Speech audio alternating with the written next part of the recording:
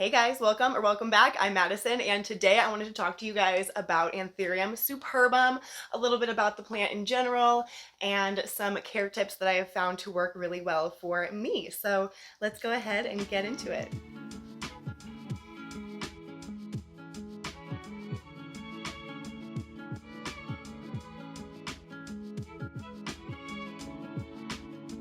So to start, a little bit about this plant in general, where it comes from. These guys are endemic to Ecuador, and they usually live in the subtropical and tropical moist lowland forests. So they really like humidity in like their natural habitat. It seems like they really like humidity. I don't find these guys to be super in need of extra high humidity. I've never kept one in a cabinet before, and I've always had them sitting around 45 to like maybe 60%, but usually like 45 to 50% humidity. Sometimes it dips down a little bit lower, and these guys do absolutely fine. So for being from Ecuador and from those really nice humid environments, this is a very hardy plant. And they are part of the Ericeae family, and they're also epiphytic plants, meaning that they don't need necessarily like a soil substrate. They don't need to be growing in the ground in the dirt to thrive. These guys will like latch their roots onto trees and stuff like that in nature. And it's really cool because they don't leach any of the nutrients from the trees. They still just get it from, I'm not exactly sure how they get their nutrients if they aren't sucking them up from the trees themselves. The roots just must be getting the nutrients elsewhere. I will do a little bit extra research on that and put that on screen for you here so that you can know how exactly these guys get their nutrients in nature, if not taking from the tree itself. But I do know that they don't take from the tree, so that's amazing. They're not like life suckers or anything like that. But yeah, they're amazing plants. Care-wise, I have found these to be such easy care plants. It was my very first anthurium. Well, besides the like flamingo anthurium, I believe it's called, with like the red or pink flowers. They have all different kinds of flowers, but I think mine was red. I did sell that guy off quite a while ago. It just wasn't bringing me so much joy anymore, and it was kind of struggling in my care. So I gave it to someone or sold it to someone who could give it a little bit better life. And then this was really my first like kind of more out there anthurium. I had never heard of it when I saw this in a nursery. And this actually was not my first one. I do have two Anthurium Superbum. So, or was it? I don't know. I'm pretty sure that this was my first Anthurium Superbum. It's grown a little bit different than its other friend here. It's a little bit like taller.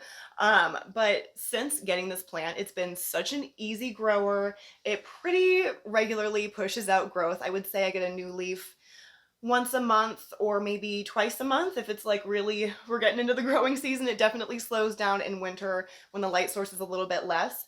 But I do have supplemental light in my house, so that really didn't affect it too much this winter, so it was really nice. But these guys are so darn cool. So first off, let's talk about how they look. I mean, hello? Look at that. They're beautiful, like bumpy, kind of corrugated leaves. Very, not like crazy thick, but definitely a thicker leaf. That's why I say it is a very hardy plant. And then again, care-wise with this guy, for watering, I let them get extremely dry. I let them fully dry out, and then I give them a nice thorough watering. I'm probably just like cutting off my face with this. But yeah, I let them get fully dry before giving them a nice thorough watering, and they seem to really enjoy that. This guy, what was the last leaf? This was the last leaf here. It looks like it was definitely getting wider than the leaf before that. This was the previous leaf before. And then, is this right? Yeah, so this is the newest leaf here. Beautiful kind of purpley maroon abaxials or backs of the leaves, and then a nice dark green front. They're so gorgeous. And you can really kind of see down here, he's a little wobbly because he's thirsty, but we've got like root nubbins that are just wanting to branch out and find something to climb on. So I have been really toying with the idea of putting one of my Anthurium Superbum on some sort of like, what do you call that? Not a plank, but some sort of mount or something like that, and putting it up on the wall and seeing how it fares that way, kind of mimicking how it would grow in nature a little bit more. So yeah, let me know what you think about that. Let me know if you've done anything like that with a Superbum, or just any kind of plant. I definitely appreciate any tips on that because I've never done anything like that before. I've never mounted a plant before, but I think this would look so cool. Just like, oh my God.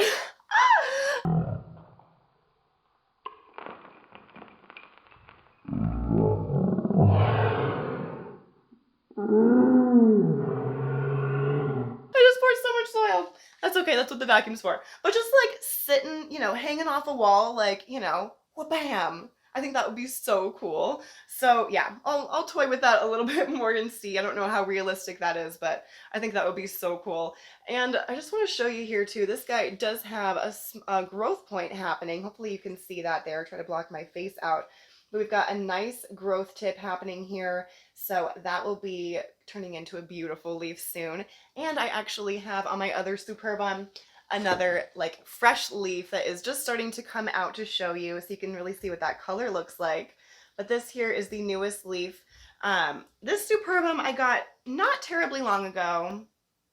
Actually, no, I did get this guy a while ago. I feel like I got this guy at least 6 months ago, maybe like 6 to 9 months ago. I'm terrible with time, so forgive me.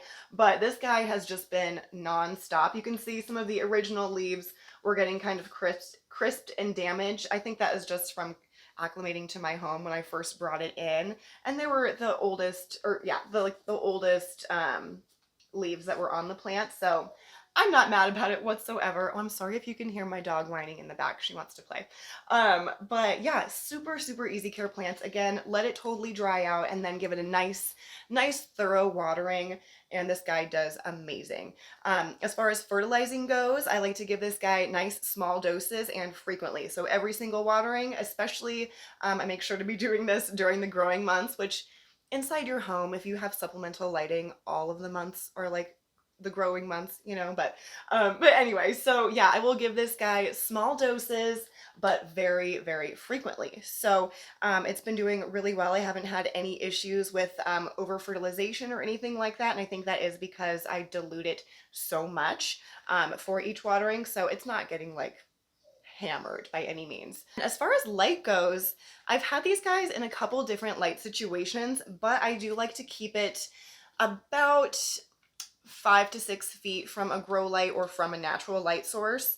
And that way it's getting some direct sunlight or, you know, fake sunlight. And then the rest of the day it's getting just nice kind of dappled indirect light. So these guys seem to do pretty well. I do have a feeling that they would thrive pretty nicely in a lower light environment just because of how dark these leaves are and how hardy of a plant it is. And again, it does grow in like down in the forest. So it's already getting dappled light in nature. So I feel like it would probably do well. It would just probably grow a little bit slower, but that's okay. But yeah, I absolutely adore these plants. They're so cool. They're very Jurassic looking to me. And yeah, they're just incredible. Another thing I do like to do for these plants fairly regularly is to look for pests. And then while looking for pests, I like to dust the leaves off pretty darn frequently on these guys because they are loony, because they are so corrugated and bumpy. Dust loves to collect in these leaves, and so will mites and like pests and stuff like that. So we want to mitigate that as much as possible. As you can see, they're obviously bumpy on the backs of the leaves too. I find that in the indents, that is where the dust likes to collect and where the pests like to collect. So definitely make sure that you are wiping this down or hosing it down. I like to do kind of a combo of both, especially around watering time. Giving it a nice hose down is just lovely. It kind of, again, is mimicking rain in nature. I think that's all I really have to say as far as care goes for these guys. Other than that, they're incredible, beautiful plants. And I also wanted to mention actually too, that they are usually pretty well priced. I would say they're pretty inexpensive. I've purchased both of these plants within the last like 1 to 2 years for less than $20 each. I want to say just around $20 for both of them. $19.99, $17.99, you know, something around that ballpark. Pretty reasonably priced plants for having such a cool kind of statement piece, you know. And this one I think was getting a little bit better sunlight. This one was searching for it a little bit more, but it's also been growing more. So who knows? Who knows really what's going on here? I love the way both of these grow. I love that this is a little bit more splayed out and kind of crazy, and this is more just kind of prim and proper, and she's just like ready to go. So yeah, I could just gush about these plants forever, but I will leave it at that for this video today. Thank you guys so much for joining me on this short little kind of care slash, you know, what works for me video. I'm definitely not a botanist by any means. I am just a hobbyist and enthusiast for these plants here. So I'm just sharing what works well for me. If you found something else to work well for you as far as care-wise goes for these plants and it's working for you, no need to switch to what I'm doing. If what you're doing is working, that's amazing. And also, please share it down below because I always love to try new things for my plants. So even though I'm having really good luck with the care that I'm providing these plants as it is right now, I'm always opening to try something new. I'm always open to trying something new. So yeah, definitely let me know in the comments what you think about the Anthurium Superbum, if you have one, what you do for care for yours, and if it's working well for you. Yeah, let me know down below. I love hearing from you guys. Thank you again for joining me. It means a lot, and I will see you guys on the next video. I won't even say next week because I'm trying to post like twice a week, once every 3 days-ish, something kind of like that. So let me know what you guys think of that too. If you like this channel, please subscribe for more, and if you like this video, please leave it a thumbs up, and I will see y'all next time. Did you have your peanut butter treat? Was it good? It was good?